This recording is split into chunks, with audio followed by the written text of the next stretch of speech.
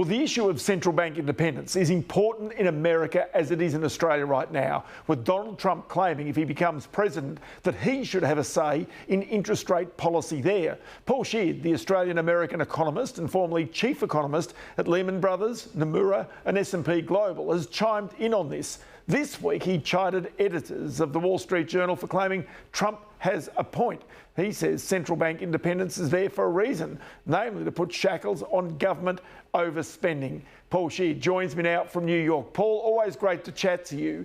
Just this debate, is it worth having this debate at all? Because it's kind of happening here in Australia at the moment in regards to the future composition of the Reserve Bank Board. So, you know, it tends to be, though, in Australia. If America does something, eventually we inevitably follow. Yes, well, thanks very much for having me on, Ross. It's great to be back. No, I think it is a very important debate, and in fact, maybe influenced by my Australian background and also spending a lot of time in Japan.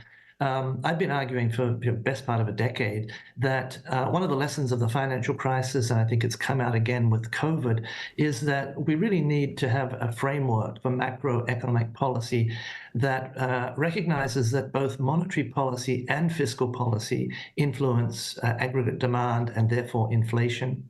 And therefore, we should be looking at mechanisms to get a better communication and coordination between the two. And when we look at the US framework, it's much harder to do, and there's less of it. I think already in Australia and also in Japan, there is more of a recognition that monetary and fiscal policy both impact on what the central bank is trying to do.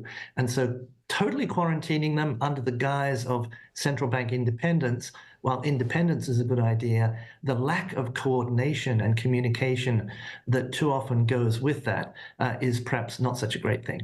Because it seems to me that politicians very easily and happily put the weight of any economic outcomes on the central bank. And we've seen that here in Australia recently. Just Bill Shorten, the former leader of the Labor Party, said if the Reserve Bank puts up interest rates, it will plunge Australia into recession. And you know what he was doing? He was shedding the blame for any future economic outcomes on the Reserve Bank and not on the government. Now, it just seems to me, as you point out, that you cannot have a monetary policy by the Reserve Bank without having some understanding of what's happening with the fiscal policy. In other words, what governments, in Australia's context, state and federal, are doing and what impact that is having on inflation and, as you point out, aggregate demand.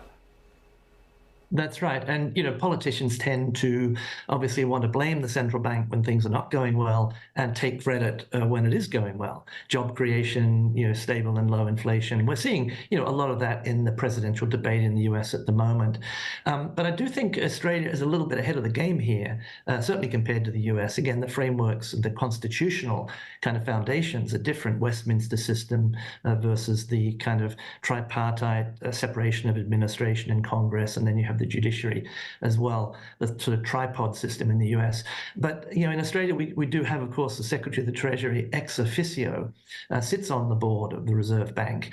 And also the Reserve Bank Act has in it, several stipulations around, communication between the Reserve Bank and the government and the need to coordinate and to a certain extent align their positions.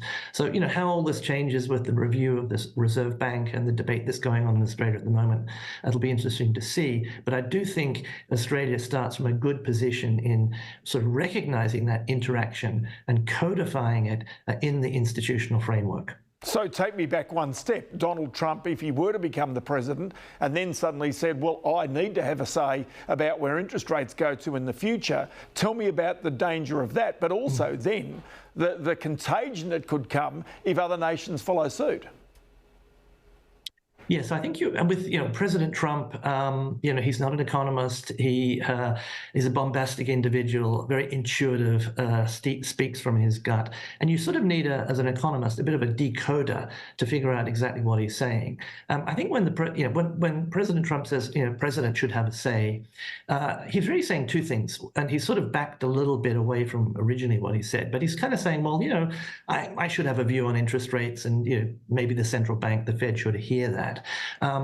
As long as it just stops there, I don't think people will be too worried about that, although it does break some of the traditional taboos.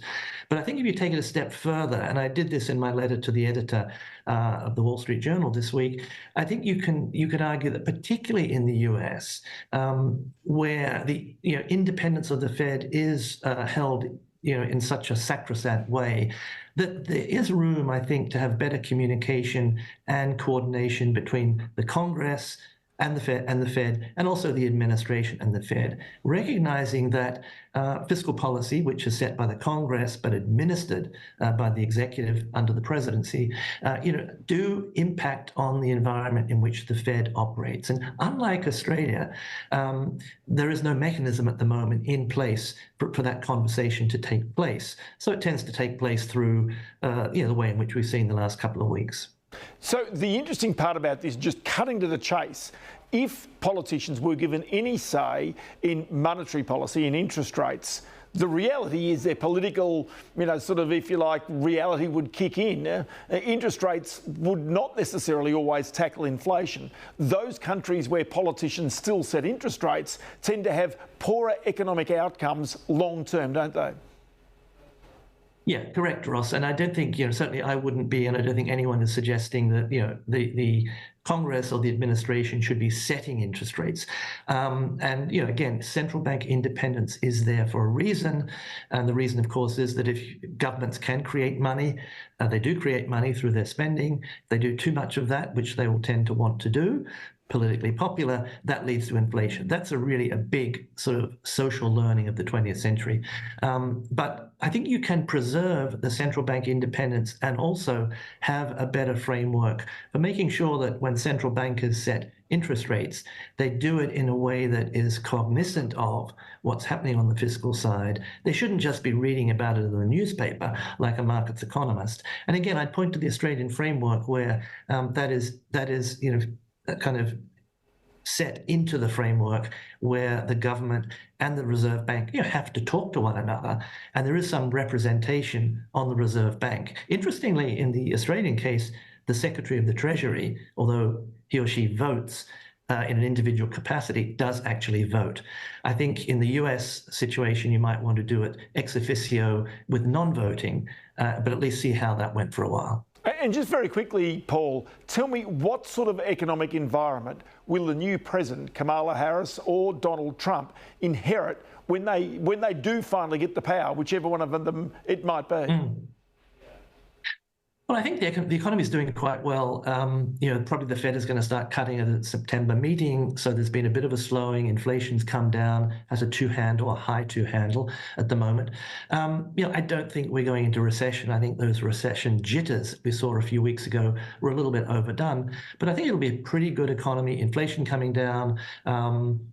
Interest rates coming down, which helps to buoy economic activity. And the US economy, having come through this whole COVID era, in very good shape.